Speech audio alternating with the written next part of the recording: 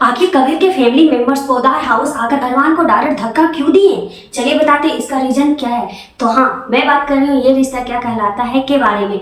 यहाँ पर मुक्ति नहीं, मायरा और कबीर का बस छूट चुका है और बस छूट चुका है तो जयपुर जाने के लिए कुछ तो चाहिए। तो ये दोनों मिलकर करते हैं एक कैब बुक और कैब बुक करने के साथ ये लोग यहाँ से निकल तो जाते, लेकिन निकलने के साथ ही दोनों बकबक करने लगते हैं क्योंकि मायरा घर में झूठ बोली हुई रहती है कि वो बस से आ रही है, बट वो बस से नहीं आ रही होती, वो आ रही होती है कैब से। और वो अपने पॉपकॉर्न पापा के डर से बोल देती है कि वो बस से ही आ रही है और वो ये भी छिपा के रखती है कि वो किसी लड़के के साथ है। लड़के का नाम सुन करके तो अरमान का और ही ज्यादा होश उड़ सकता है, इसी वजह से वो अभी मायरा घर में कुछ नहीं बताती और इस चीज को स्ट्रेस ले लेकर के वो गाड़ी में पूरा पकाते रहती है। इस वजह से यहाँ पे कबीर चिढ़ता है और बोलता है कि तुम ना कुछ देर चुप ही रहो, हमेशा बकबक बकबक बकबक क्यों कर रही हो, इतना ही स्ट्रेस लेना था तो फिर बस क्यों छोड़ी।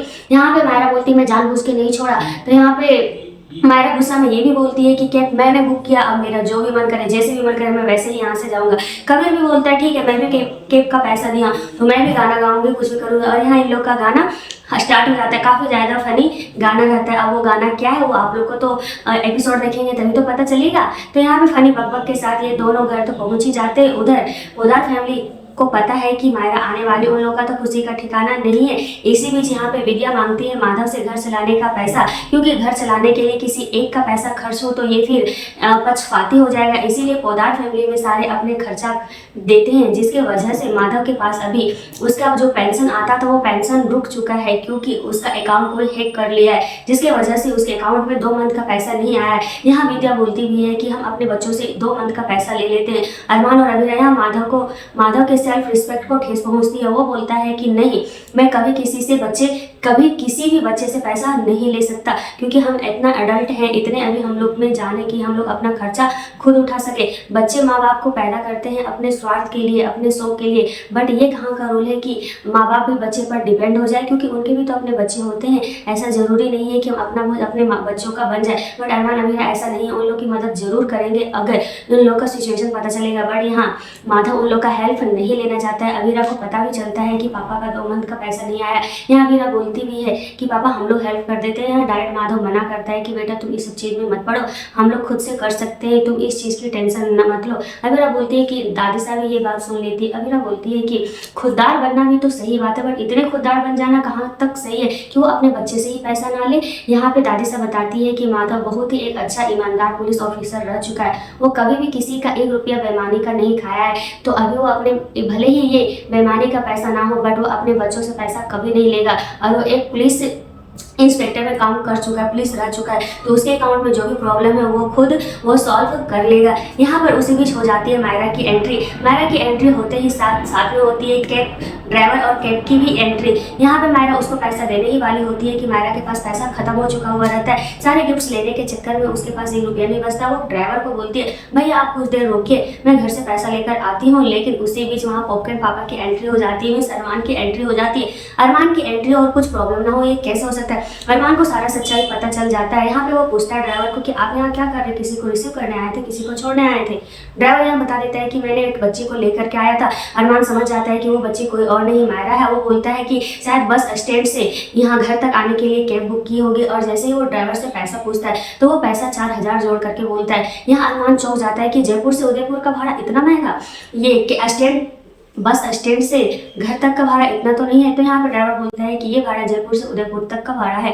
ये बात सुन करके अभी अरमान को लगता है कि मायरा उससे झूठ बोली है। साथ में ये भी ड्राइवर बोल देता है कि कोई ना 4000 आपको ज़्यादा लग रहा है तो आप 2000 दीजिए, 2000 किसी और से ले लेंगे। किसी और मीन्स ड्राइवर जाने अनजाने में ही सही, लेकिन वो लड़के के बारे में भी अरमान को बता देता है। यहाँ पैसा देने के बाद वो अंदर जैसे ही जाता है, मायरा अपने पापा को देखकर काफ़ी ज़्यादा खुश होती है क्योंकि मायरा का सबसे ज़्यादा लगाव किसी से है तो उसके अपने पापा से। यहाँ अरमान पूछता है कि बेटू वहाँ क्या क्या हुआ, अगर आप कुछ बताना चाहती हो तो आप बता सकती हो। यहाँ ऐसे पूछता है, यहाँ मायरा बता देती है हाँ पापा मुझसे एक गलती हो गई कि मेरी बस छूट गई थी और मैं स्ट्रेस की वजह से, डर के कारण मैं आप लोग से झूठ बोली। यहाँ पे उसको माफी मिल जाती है। बट फिर से अरमान क्वेश्चन करता है कि बेटा आप और कुछ भी बताना। यहाँ पे मायरा लड़के के बारे में नहीं बताती क्योंकि उसको बताना ही नहीं है। जितना अरमान सोच रहा है उतना दूर तक मायरा अभी पहुंची नहीं है। वो सबके लिए गिफ्ट्स देती है, सबको गिफ्ट्स देती है, सबके फेस पे स्माइल रहता है क्योंकि मायरा सभी के लिए छोटे छोटे गिफ्ट्स रहते हैं। और मुक्ति के लिए तो ढेर सारा बड़ा ट्रॉफी लाई थी क्योंकि मुक्ति के लिए वो ट्रॉफी से अच्छा कुछ हो ही नहीं सकता अपनी बहन के लिए। यहाँ पे अंदर जाता है अरमान और गुस्से में अपना काम कर रहा होता है। यहाँ समझ जाती है अबीरा की कुछ तो झोल है। जैसे ही वो पूछने जाती है कि क्या हुआ अरमान, तो यहाँ अरमान बताता नहीं है। तो अबीरा बोलती है कि तुम सोच रहे हो कि मैं तुम्हारे लिए तुम्हारे पास गिड़गिड़ाऊंगी, बाबू शोना करूंगी, तब तुम बताओगे तो ऐसा कुछ नहीं होने वाला है। क्या है प्रॉब्लम सही से बताओ। यहाँ अरमान बता देता है कि मायरा के साथ कोई लड़का भी आया था, बट मायरा अभी तक हम लोग को कुछ बता ही नहीं। यहाँ पर ये बात सुनकर अबीरा भी थोड़ी स्ट्रेस हो जाती है। यहाँ का सीन खत्म होते ही सुबह का हो जाता है स्टार्टिंग, और सुबह के स्टार्टिंग के साथ पोदार हाउस में इस शो में आ चुका है सावन का महोत्सव। और सावन का महोत्सव हो और शिव जी का पूजा ना हो, ये कैसे हो सकता है। तो पोदार फैमिली मेंबर सब रेडी हो चुके हैं शिव जी की पूजा करने के लिए। साथ में यहाँ मायरा सुबह उठते हुए आती है और सारी फैमिली को गुड मॉर्निंग बोलती है। सब कोई तो रेडी होकर रहते हैं, लेकिन यहाँ पे मायरा रेडी नहीं रहती है। अबीरा बोलती है बेटू तो जल्दी से जा और रेडी हो जा। वो पूछती है किसके, तो यहाँ पे सारे फैमिली बताते हैं कि आज सावन का फर्स्ट सोमवार और हम लोग सब कोई शिव जी का पूजा करेंगे, तो आपको भी करना है। यहाँ पे मायरा बोलती है मैं चाय बिस्किट खा के आती हूँ। यहाँ पे बोलती है चाय बिस्किट नो, आज सबका फास्टिंग है तो आप भी फास्टिंग करेंगे। ये जेंजी का बकबक फनी बात कभी खत्म हो ही नहीं सकता। यहाँ मायरा बोलती है ओ मैं ये तो मैरिड लड़की के लिए रहती है, बट मैं मैरिड लड़की नहीं सिर्फ लड़की हूँ। यहाँ पे बोलती है सिर्फ लड़की तू जा और फास्टिंग कर, तुम इसलिए फास्टिंग कर लेना क्योंकि भगवान ने तुम्हें इतना अच्छा गिफ्ट दिया और तुम इस यूथ फेस्टिवल में जीतकर ट्रॉफी लाई, उसके लिए भगवान को थैंक यू बोल देना। बट ये बात सुनते ही मायरा के ख्याल में आ जाता है कबीर का ध्यान, जो वो ट्रॉफी को जोड़कर मायरा को गिफ्ट कर देता है। यहाँ का तो सीन खत्म होते हैं। यहाँ पे हो जाती है मनोज की एंट्री और फिर से सांप का यहाँ पे हो जाता है। मनोज गया हो रहता है फूल तोड़ने के लिए और वहाँ पे उसको मिल जाता है सांप। बेट सांप रहता नहीं, सांप करके सारे पोदार फैमिली को तो वो उछला ही देता है। ये बात सुनकर मायरा भी बक देती है कि उसके साथ कोई आया हुआ था और अचानक से हम लोग के गाड़ी पर कुछ गिरा और गाड़ी से गिरते ही साथ हम लोग को लगा कि वो सांप, और सांप की वजह से उस लड़की को चोट लग गई। वो लड़का को नाम अभी तक मायरा नहीं बताई है। ये बात सुनकर यहाँ पे बोलती है अबीरा कि वो लड़का आपका कोई अच्छा दोस्त है क्या। तो यहाँ पे मायरा बोलती है नहीं मामा, बस वो भी वो फेस्टिवल में गया था और हम लोग की थोड़ी बहुत बात बन गई और उसे उस गाड़ी पे सांप ने लकड़ी का कोई टहनी गिरा हुआ था जिसकी वजह से हम लोग डर गए थे। अब नेक्स्ट एपिसोड में आप लोग को देखने को मिलेगा कि कबीर अभी तक घर नहीं पहुंचा है। नंदिनी काफी ज्यादा परेशान है कि आखिर कबीर गया तो गया कहाँ।